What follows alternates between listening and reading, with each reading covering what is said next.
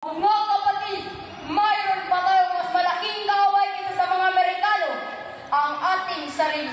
Negosyo o kalayaan, bayan o sariling pamilya. Ang tunay na anak ng kalayaan ay hindi pumapayag na magpagapos na parang agos ng dayuhan. Mahal ko ang Pilipinas, pero hindi na sapat na ipaglaban siya o mamatay pa sa kanya. Isang malaking karangalan ang ipaglaban ang ating inang bayan, kaya huwag na tayo magdalawang isip.